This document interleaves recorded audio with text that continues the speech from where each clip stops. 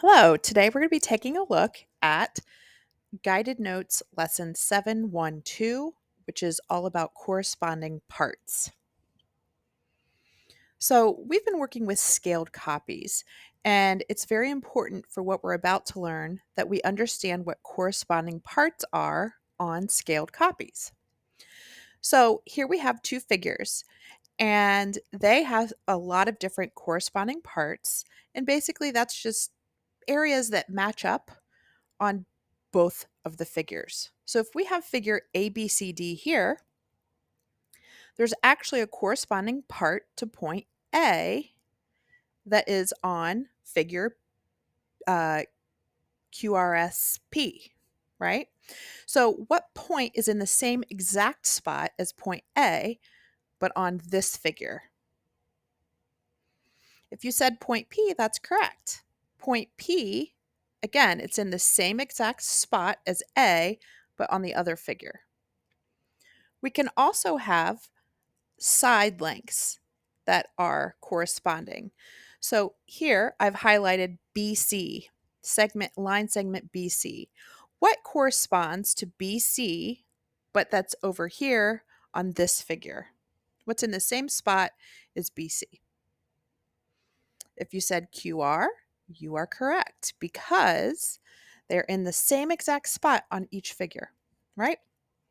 And another thing that we might see on here are some angles. So if I look at this angle here, there are three different ways we can name it, but for today we're going to use angle D. So what corresponds with angle D that's on this figure? It's angle S. So right here, this angle is in the same exact spot as angle D over here. So D and S would be the corresponding angles. So let's continue. On our next slide here, we have some different shapes, right? We have two triangles. They are, in fact, scaled copies, okay? So let's start here with angle A. If I asked you to find what's the angle that matches up here with angle A, but on this figure, angle E is what you should have said, right? Same spot, different shape, okay? What about if I asked for, let's do side length BA. What matches up? What's the corresponding side to line segment BA, but on this figure? If you said EG, you are correct. Okay. And then let's also try, what about point F? If I asked for you, what's the corresponding point to point F? But over here, what would you say? Hopefully you said point C. Okay. So remember, if we're talking about corresponding parts, we're talking about parts that are in the same spot but on different figures. Okay. Let's look at the next slide. This one's a little tricky because on this slide, we have two figures and they are scaled copies of each other. If you take a look, they are both trapezoids, so they're scaled copies. But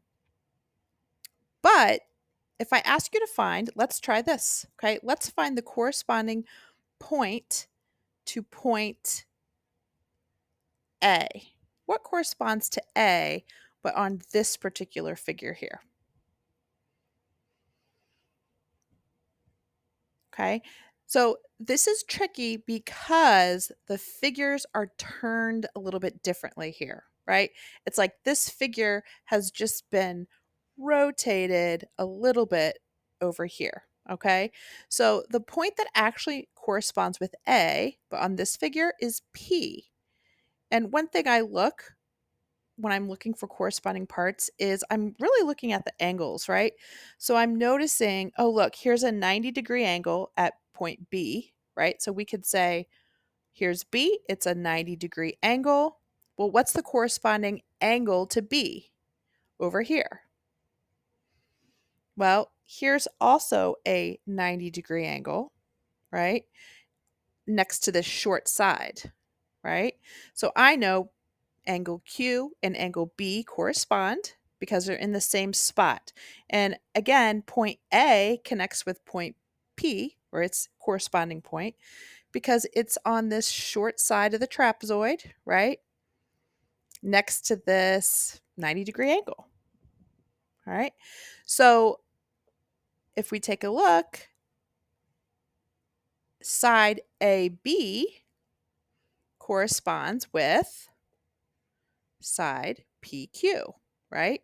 So even though the actual figure has been slightly turned, I can still find corresponding parts to it. Okay?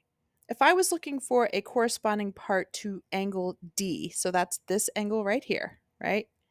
Where is that over here? If you said S, you would be right. Okay, so this angle, angle S, corresponds with angle D. So it's very important to remember that even if your figures get turned, you can still find corresponding parts.